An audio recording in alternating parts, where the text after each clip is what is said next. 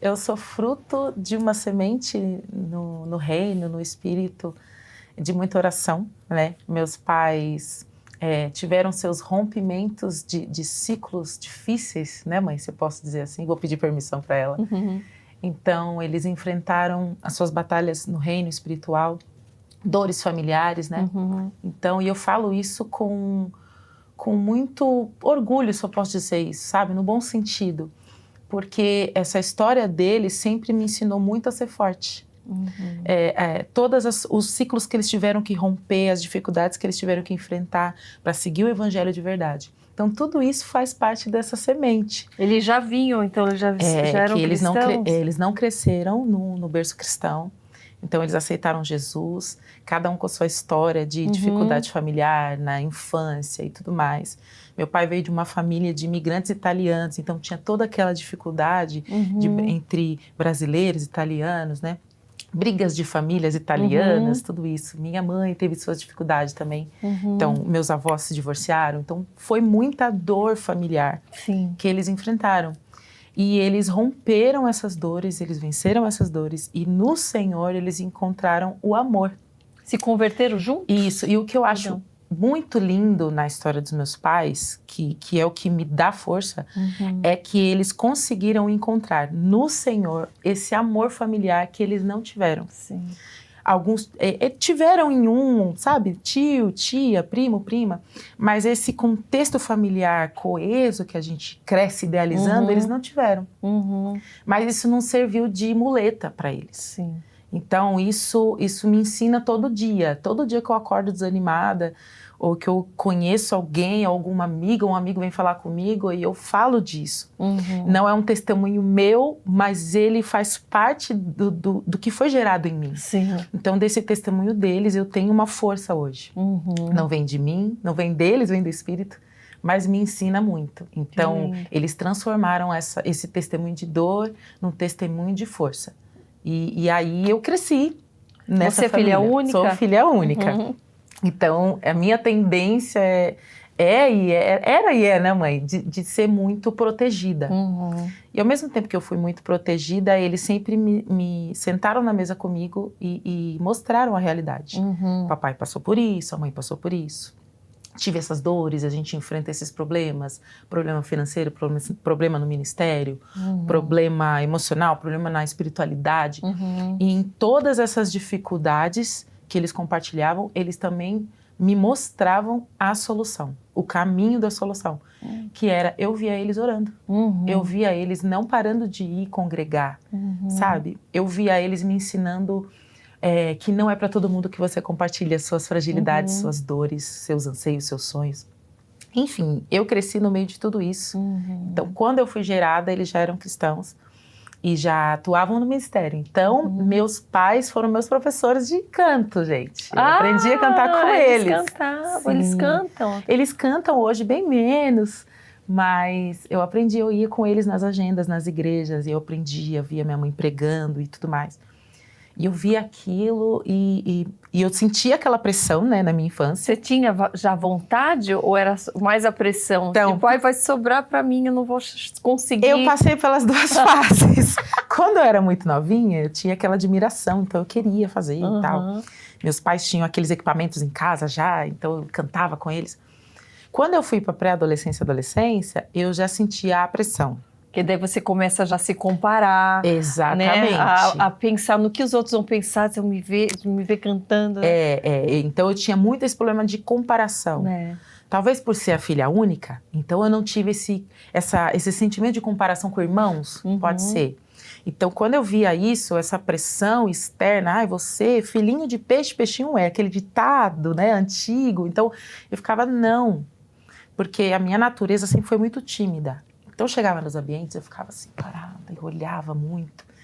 E aí, eu fui crescendo assim. Então, eu quis muito, depois eu me retraí. Com 7 anos, eu tinha gravado uma fita demo que vocês nunca vão encontrar na internet. Em nome de Jesus, ninguém vai achar isso. Você tem essa fita? Meu pai deve ter, meu pai tem, mãe. Olha lá, minha mãe. Eu acho que ele deve ter. Eu gravei umas canções e tal, então eu tive essa experiência. Mas... eu queria ouvir. Pior que nem eu ouço isso há muitos anos, faz muitos anos que eu não ouço. Mas foi muito bom, eu fui treinando e tal, mas eu tive essas duas fases. Então, até o momento em que eu fui me redescobrindo, né, encontrando a minha identidade musical, porque eu acho que quando a gente começa a cantar, a exercer algo que os pais já fazem, então, aí eu vou abrir o leque, não só pra música, né? Sim. Mas quando a gente começa a fazer e tem aptidão que os pais também têm, essa cobrança, ela é muito difícil. Tanto para nós, de fazer igual, e também para os pais, né? Às vezes eles querem isso, faz comigo, eu sei fazer. E eu sempre também fui muito difícil, então eu tinha essa coisa assim, não, eu quero fazer de um jeito. Então eu me retraí e esperei. Fui aprendendo a fazer de outras formas, conheci outras pessoas. Aí, quando eu fiz 15 anos, eu entrei num coral muito conhecido na época, que era o Raiz Coral.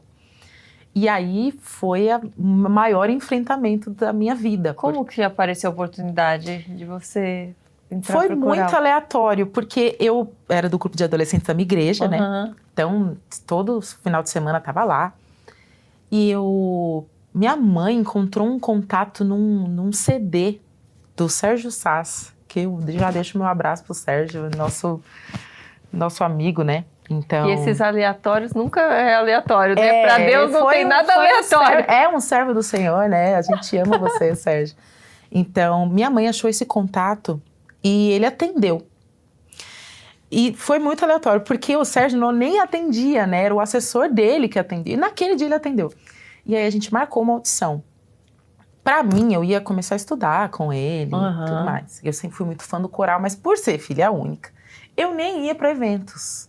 Eu acho que o único evento que eu tinha ido com o pessoal da minha igreja foi no mesmo ano, uns meses antes. Foi um evento de rua evangelístico, né? Então, aí juntou uma galera dos adolescentes, a gente foi, acho que era em Cidade Tiradentes até, bem no extremo leste. E a gente foi, e aí eu vi eles cantando a primeira vez o coral, e era lindo. Que é aquela mistura do americano, que não se tinha muito na minha época, né? E aí eu fiquei vislumbrada, amei.